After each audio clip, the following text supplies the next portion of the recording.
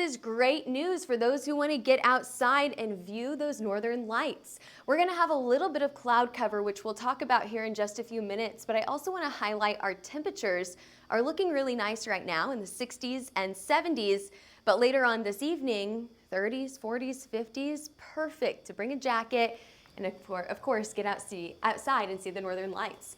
And what a gorgeous view that is. I'm going to bring in our meteorologist Michaela Smith, and she's going to talk about exactly how the northern lights are able to be seen in places like Oklahoma and Florida. Very, very impressive. And then also, how does this form in the first place? So Michaela, I'm going to let you take it over, show us some really cool pictures, and tell us the science behind all of this. Yeah, it was really cool. You know, we were kind of talking even here at HailTrace last night. Everyone was seeing all these pictures, and it was so exciting that you started getting on Facebook and people were saying, oh my gosh, you can see pink, you can see green on the horizon. And it's not super common that we get the northern lights this far south that we're able to view in Oklahoma. There were reports from Texas last night, all the way down to Florida.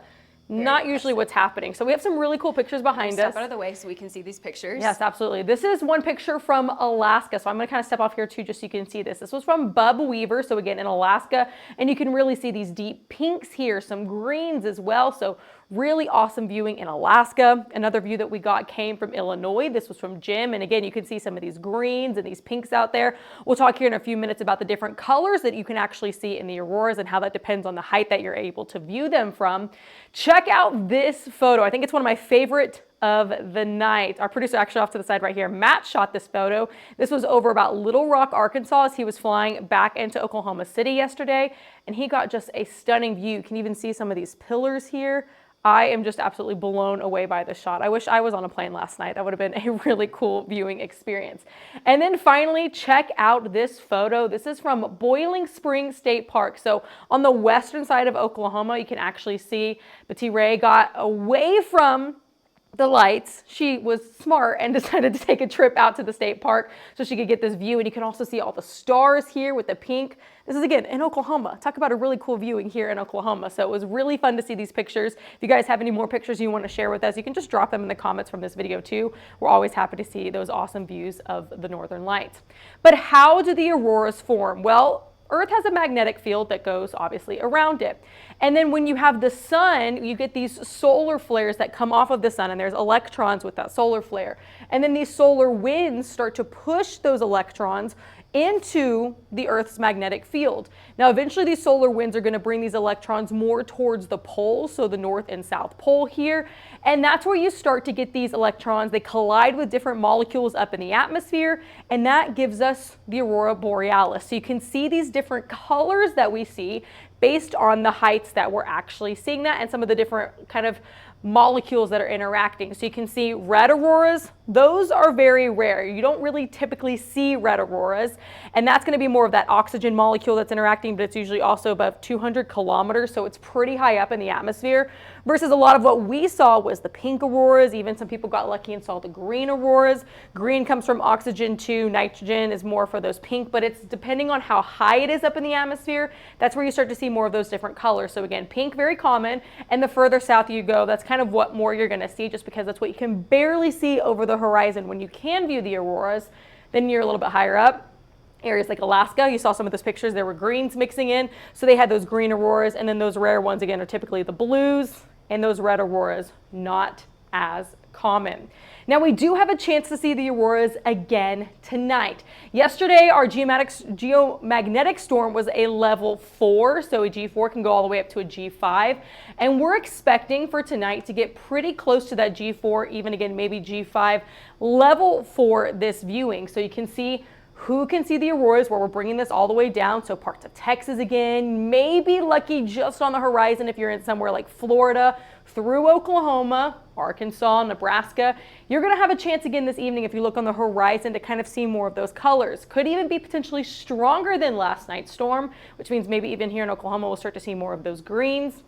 As you go more to the north, that's obviously where that viewing is going to get better. And if you're somewhere far north, or even parts of Canada, it's going to be absolutely stunning. And you can actually see the auroras with your naked eye when you look up. You can't see them with the naked eye here, but again, that's a possibility to other places. So I'm gonna bring Taylor back in because we talked about, again, the auroras last night, and we're here located in Oklahoma. So when you stepped outside and I stepped outside, you know, you couldn't just view it yourself. Yeah. But as soon as you pulled up your phone and kind of like faced it to the north, I had pink on my phone. I got some pictures. You got some in Edmond too. Yes. And that's the cool thing is like our eyes can't see it, but technology, like with the cameras now, we can see it. So I'm gonna let you explain how to actually capture those for people who maybe missed out last night. If they want to capture them tonight, you have a way to do that. Chance. Yes, they have another chance tonight. Well, that's exactly our story, right? You know, we were driving around last night and my husband was saying, well, I can't see it, I can't see it. And I was like, people farther south than us have been able to see it. So we should be fine, we should be able to see it.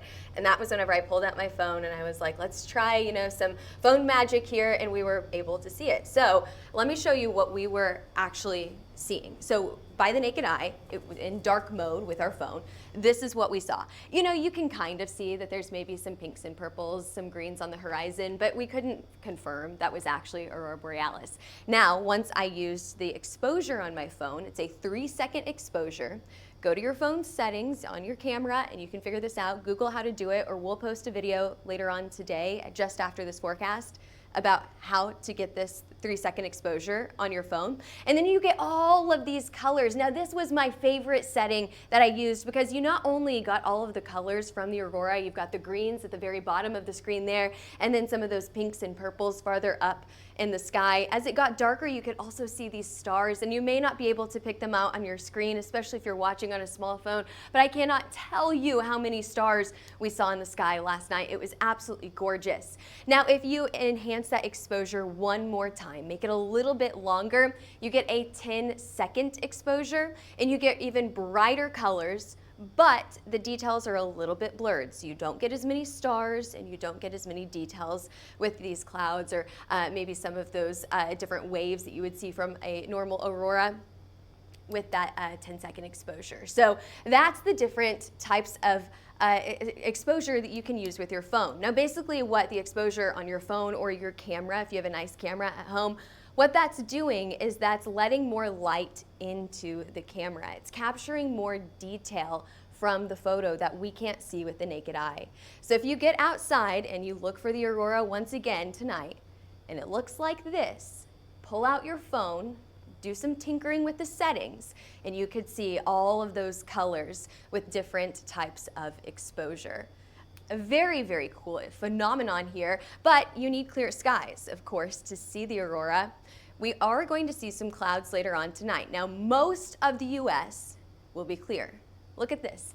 8 o'clock tonight, you see lots of clear skies out there. You've got more clouds to the west, so I would be a little concerned if I'm in places like Montana, maybe Wyoming, Colorado, all the way out to the west coast. You're definitely going to have more cloud cover there. New England states, you've also got some cloud cover. Now we will see, as we get later on into the late night hours, we'll see more cloud cover move into the central portion of the U.S. So you may go a little bit earlier at night. By the time you're ready to go to bed, that's whenever that cloud cover starts to move in, and you may wake up with some clouds early tomorrow morning.